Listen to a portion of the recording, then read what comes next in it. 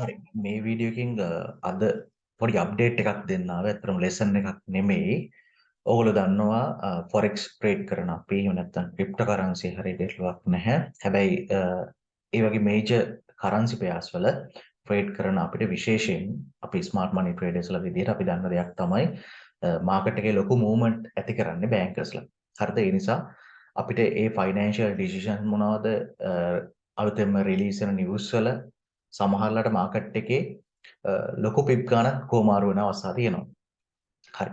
ඒතර මම මේ අද කතා කරන්න හදන්නේ Forex Factory කියලා කියන අපි සාමාන්‍යයෙන් නිවුස් කැලෙන්ඩර් නිවුස් බලන්න පාවිච්චි කරන වෙබ්සයිට් එක. දැන් මම ඉන්නේ අද ඇවිල්ලා 2022 දෙසැම්බර් 20 වෙනිදා. ඒතර දෙසැම්බර් 20 වෙනිදා දවසේ ගත්තොත් එදාට තියෙන නිවුස් බලන්න මේකෙන් අපිට පුළුවන්.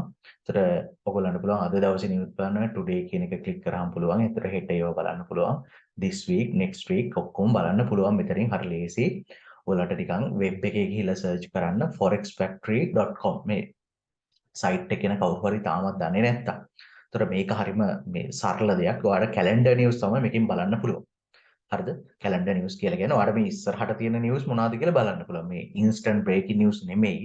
බ්‍රේකින් නිවුස් කියන ඒවා මේක අදාළ වෙන්නේ නැහැ. ඒතර කැලෙන්ඩර් නිවුස් තමයි මේකේ ප්‍රධාන වශයෙන් බලන්න පුළුවන්. මම ඒතර අනිත් නිවුස් බලන සයිට්ස් ගැන වෙනම එකක් කරන්න. මේක විශේෂයෙන් කතා කරන්නේ ඔයගොල්ලෝ දන්නවා ඩිසෙම්බර් කියලා කියන්නේ අනිත් රටවල් ලංකාව නැතුව අනිත් රටවල් වලට ගත්තොත් එහෙම ඒගොල්ලන්ට මේ වෙලාවේ වින්ටර් සීසන් එක තියෙන්නේ.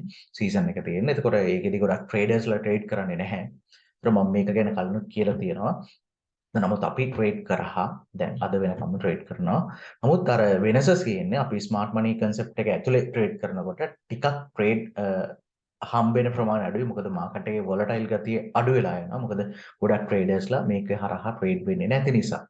විශේෂයෙන්ම ඒකෙදි මතක් කරන්න ඕන දේ තමයි ඔයගොල්ලෝ දන්නවා දැන් ක්‍රිස්මස් එක එනවා. දැන් ලංකාව වගේ රටකට ලොකුවට ක්‍රිස්මස් එකේ බලපෑමක් නැති වුණාට ඔයගොල්ලෝ දන්නවා යුරෝප් රටවල් වලට ගොඩක් ක්‍රිස්මස් එක සමරනවා. හරිද? ඒතර 25 ක්‍රිස්මස් එක ඇවිල්ලා තියෙන්නේ ඔයගොල්ලෝ දන්නවා සන්ඩේ. ඒ කියන්නේ මේ ඉරිදා දවසක ඇවිල්ලා තියෙන. හැබැයි ඔයගොල්ලන්ට බැලුවොත් එතකොට අපිට ඉරිදා කොහොමද අපි forex trade කරන්නේ නැහැනේ. හරි. එතකොට අපිට වැදගත් වෙන්නේ 26 වෙනිදා. 26 වෙනිදා ඔයගොල්ලන්ට පේනවාද මාකට් එකේ තනි ක්‍රම තියෙන bank holidays. හරිද? කියන හැම currency pair එකම holiday එකක් තියෙනවා. JPY RN, NZD, AUD, CHF, euro එතකොට පේනවනේ මේ ඔක්කොම මේ bank holiday තියෙන. ඒතර JPY වල වෙනස holiday එකක් දීලා නැති මේකවල මම හිතන්නේ JPY කියලා කියන්නේ Japanese යන්නේ. ඒතර ඒගොල්ලන්ගේ Christmas celebrate එකක් වෙන්නේ නැති නිසා වෙන්නේ නැති. හරි. ඒක ගැන අදාළ අපි විශේෂයෙන්ම 26 වෙනිදා කියලා කියන ට්‍රේඩ් කරන්න හොඳ දවසක් නෙමෙයි. හරිද? මොකද බැංකර්ස්ලා ට්‍රේඩ් කරන්නේ නැහැ. හැබැයි මාකට් එක රන් වෙනවා. බැංකර්ස්ලා ට්‍රේඩ් කරන්නේ නැහැ කිව්වට සාමාන්‍යයෙන් හෙජ් ෆන්ඩ් තියන අය ඒතකොට ඒගොල්ලෝ බැංක් නෙමෙයිනේ. ඒගොල්ලෝ දන්නවා ප්‍රයිවට් ෆන්ඩ් වලින් ලොකු ෆන්ඩ් තියෙන කම්පැනිස් තියෙනවා. ඉතින් ඒගොල්ලෝ සමහර ට්‍රේඩ් වෙන්න පුළුවන්. ඉතින් මාකට් එක රන් වෙනවා. ඔයගොල්ලන්ට ගිය අවුරුද්ද චෙක් කරලා බැලුවත් ඒකේ එක්ස්පීරියන්ස් තියෙන කෙනෙක් දන්නවා. හරිද? එතකොට 26 වෙනිදා කියන විශේෂයෙන්ම ඒතර ඔයගොල්ලෝ ට්‍රේඩ් කරන්න හොඳ සුදුසු දවසක් නෙමෙයි. විශේෂයෙන්ම ස්මාර්ට් මනි කන්සෙප්ට් එකේ ඉන්න අය. හරි. 27 බැලුවත් ඔයගොල්ලන්ට පේනවා මෙතන බැංක් හොලිඩේස් තියෙනවා. විශේෂයෙන්ම හතරක් තියෙනවා නේ. කරන්සි පෙයාස් හතරක බැංක් හොලිඩේස් තියෙනවා. හැබැයි USD මාකට් එක ඕපන් වෙලා JPY මාකට් එක ඕපන් එකේ තියෙනවා. ඒ නිසා එතකොට දැන් ඔයගොල්ලෝ දන්නවා USD විතරක් නෙමෙයි USDත් එක්ක තව මොකක් හරි කරන්සි එකක් ඔයගොල්ලෝ දන්නවා එකට යන්නේ නේ. ඒ නිසා හිතන්න එතකොට මේ වගේ දවසක ට්‍රේඩ් කරන එකේ සහ ට්‍රේඩ් සෙට් වෙන්න එකේ අරගෙන බලුවොත් අඩුවක් තියෙන්න පුළුවන්. හරිද? මැනිපියුලේෂන්ස් එහෙම වැඩි වෙන්න පුළුවන්. ඒතර ඔයගොල්ලෝ මේ අප්ඩේට් එක දෙන්න විශේෂයෙන්ම ඔයගොල්ලන්ට මේ දවස් හොඳයිද නැද්ද කියන එක තීරණය කරන්න. ඒතර 28 වෙනිදා මම බැලුවොත් එහෙම 28 වෙනිදාත් ඔයගොල්ලන්ට පේනවා රෙඩ් නිවුස් මුකුත්ම නැහැ. සාමාන්‍යයෙන් ඔයගොල්ලෝ රෙඩ් නිවුස් කියන එක දැන් මම නිවුස් ට්‍රේඩ් කරන්නේ නැහැ. නමුත් රෙඩ් නිවුස් එකක් තියෙන දවසට මාකට් එකේ හොඳ මූව්මන්ට් තියෙනවානේ. වැඩිපුර ප්‍රමාණයක් මේ ගමන් කරන මූව් වෙනවා.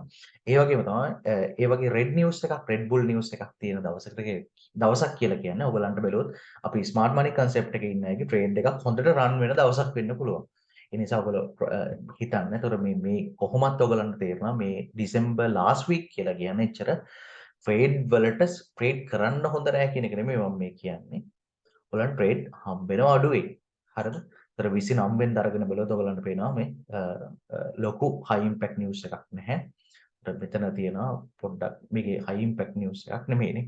ඊට පස්සේ 30 වෙනිදා ගත්තත් ඒත් නැහැ. ඔයගලන්ට පේනවනේ කියන්නේ මේ year end එක වෙනකම් ඔයගලන්ට red news ඒ කියන්නේ 26 වෙනිදා ඉඳලා week එකේ නැත්තම් December last week එකේ ඔයගලන්ට මුකුත් නිවුස් නැහැ. එතකොට ස්මාර්ට් මනි කන්සෙප්ට් එකේ ඉන්න අයට විතරක් නෙමෙයි අනිත් අයට වුණත් මාකට් එකේ ලොකු මූවමන්ට් නැහැ.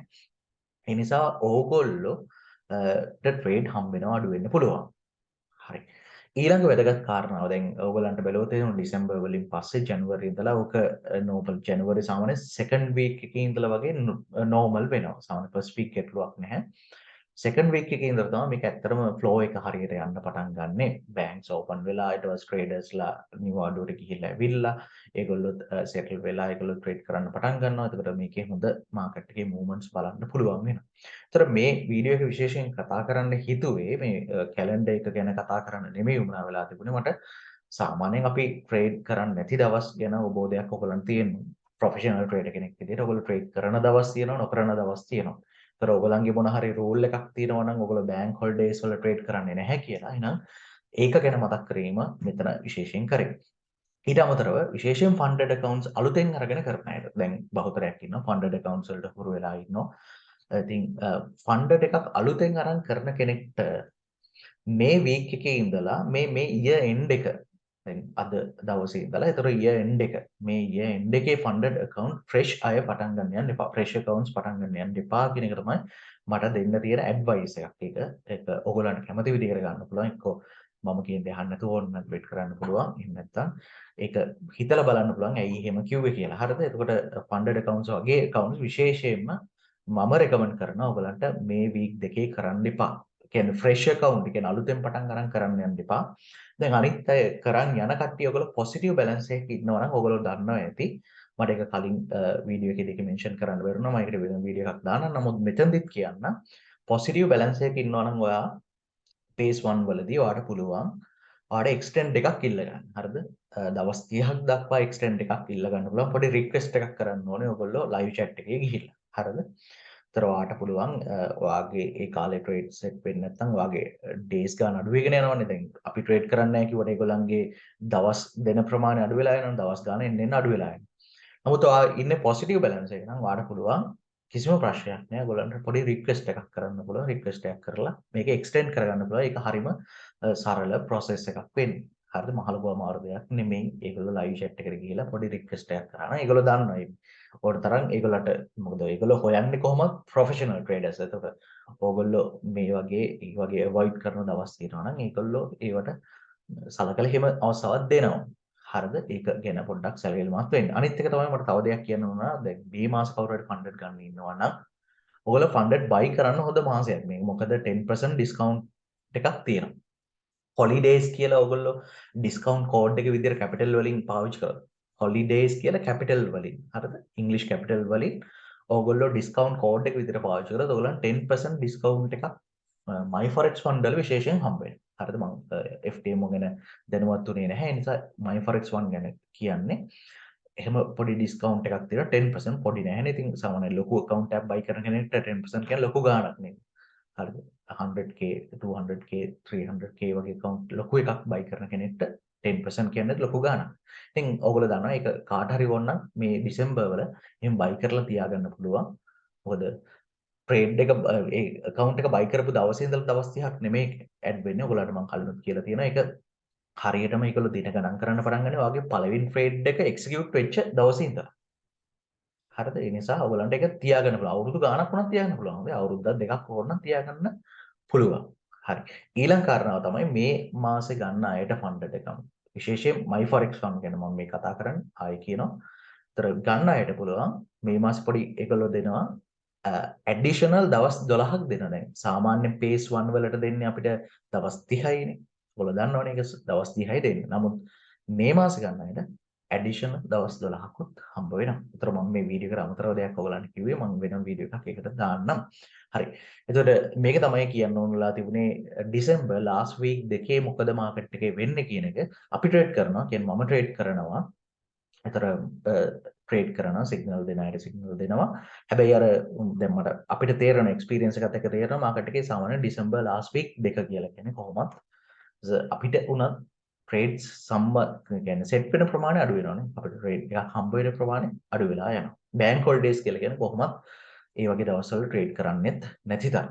අර 26 වගේ දවසක් කියලා කොහොමත් ට්‍රේඩ් කරන්න එපා. හරි. හරි ඒක ගැන මතක් කරන්න තමයි මේ වීඩියෝ කරේ. අපි ඊළඟ වීඩියෝ එකකින් හම්බ වෙමු.